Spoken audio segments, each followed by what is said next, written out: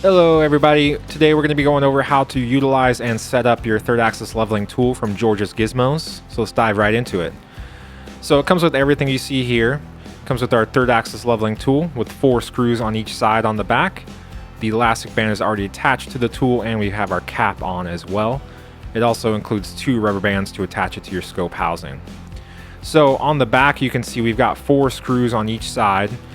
You're never going to need to use all 4. This is just to give you versatility on different scope sizings. So we're going to choose either the outer or the inner depending on your scope size, and then these arms are expandable to get the proper fit as well. Now before we go any further, we're going to want to take the scope into your local pro shop and have them check the first, second, and third axis level on the site. So this block here is leveled out and we want to make sure that the scope itself is set to factory level on the block before you even get started with anything else. So head into your local pro shop, make sure that they get that all leveled out properly for you so that when you mount your scope onto your bow, it is at the proper level. Now the third axis tool is essentially just giving you the ability to check your third axis at full draw, which is also going to help you account for any kind of cable tension, cam lean, or mechanical torque on the bow. Also, it's going to help with any kind of wrist tension or grip torque on it as well. And that's going to allow you to adjust your scope for your grip and how you hold the bow at full draw.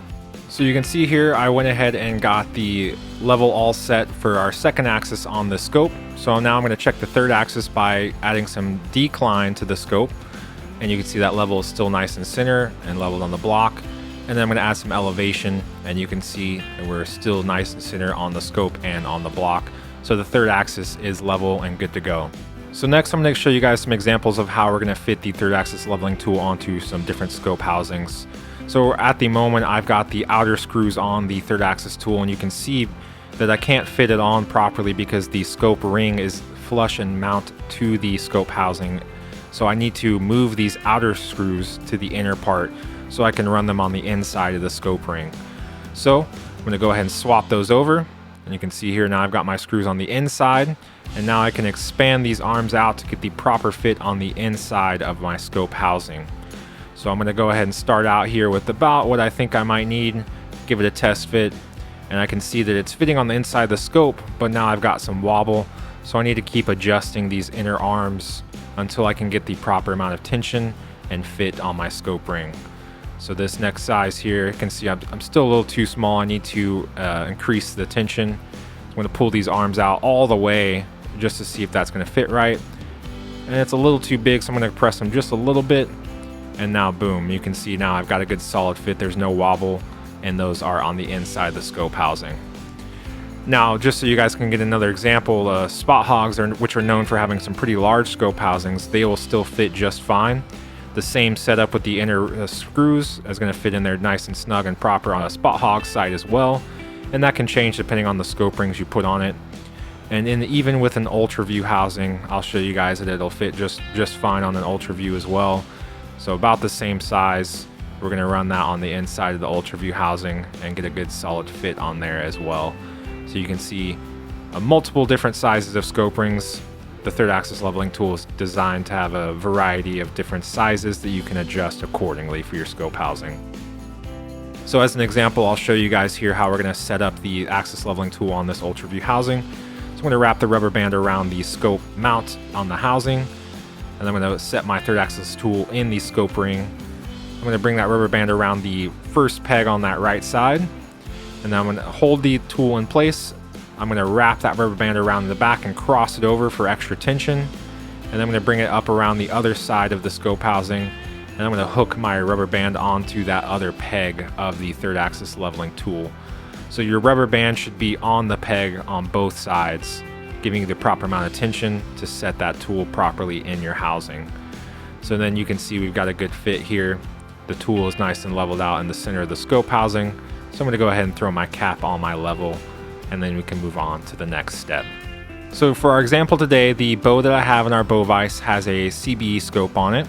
So I'm going to go ahead and take my rubber band and wrap it around that scope mounting arm, and I'm going to grab my third axis leveling tool and set it in the housing. Now since the bubble on our housing is on the bottom, I want the bubble on our tool on the bottom as well. So I'm going to make sure that our fit is proper I'm going to wrap that rubber band around one side, cross it around in the back, and then bring it around the other side to hook onto the other peg on the third axis tool. Make sure I get a good proper fit and everything is nice and even. We want that cross as center as possible in the back of the scope housing to ensure even tension on both sides. And that's looking pretty good there. So I'm gonna go ahead and throw my cap on the level as well. Now, depending on your scope housing, you can see we've got our bubble on the bottom, so I'm going to run the bubble on the bottom of my level tool. But if my bubble is on the top of my scope housing, I would want to flip that over so that my level on my tool is on the top as well. So now we'll move on to the next step, which is going to be adding our elastic band to our drawstring. So we're going to bring that elastic band around to the drawstring on the bow. I'm going to attach it above my peep sight since my bubble is on the bottom, but if it was the other way around and my bubble is on top, I'd want to attach it to below my peep sight. So we're just going to use a standard overhand knot, nothing too fancy. You don't need it to be super tight or anything as well. Just going to get that attached to the string with a proper amount of tension. And you want to make sure that that elastic band is oriented so that it comes straight off the back of the string. You do not want it coming off on one side or the other. And then we also need to adjust the tension of the elastic band. This is going to change depending on your draw length, your axle length, and brace height and stuff like that. So you can adjust the tension, make it tighter or looser just by sliding this knot on the elastic band. And about right there seems to be about right, so we'll go with that. Now, we need to adjust the level on our bow and on the tool before we move on. So in the bow vise here, you can see that one, my scope housing is not level in the vise and my tool is not level or aligned with the scope at all. So we need to adjust that next. So I'm going to adjust the level on the scope housing by rotating my bow in the vise until I can get that level nice and straight on my scope housing. And boom, there we go. Now you can see that the bow is level in the vise with our scope housing nice and level as well.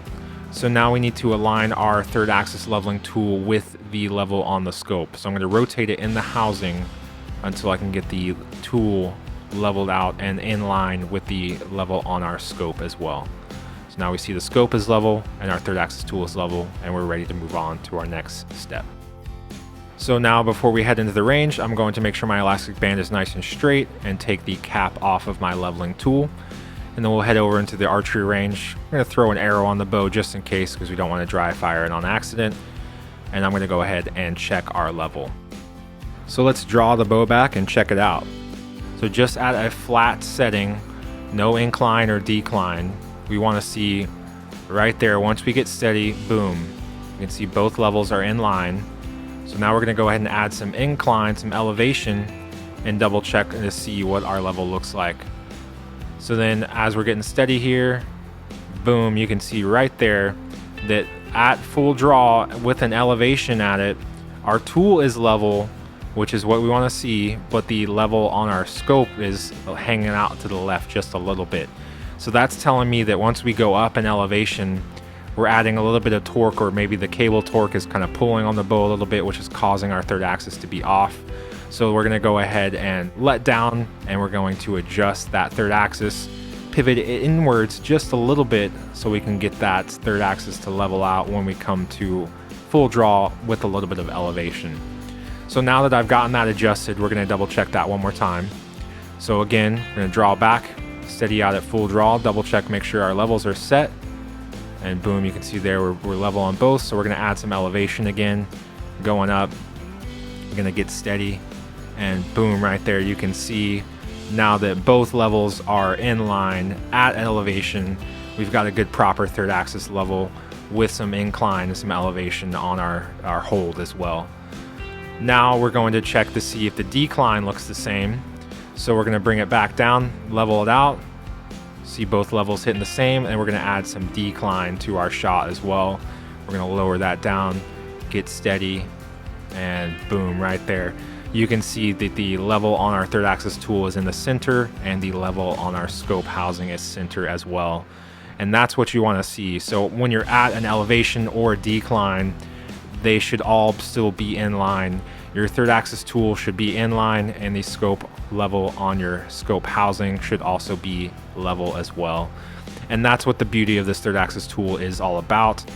No matter what kind of cable torque tension you've got, or wrist torque or anything like that, shooting at an incline or a decline, you should still see that level maintaining its proper alignment no matter how far up or how far down you're shooting. And that's all there is to it. You just make adjustments to your third axis on the go until you can get it to level out. You probably want to do this 2 to 3 times just to make sure that you're getting the same grip tension and the same level each time that you do it, and then you'll be good to go. And that's the third axis leveling tool from George's Gizmos.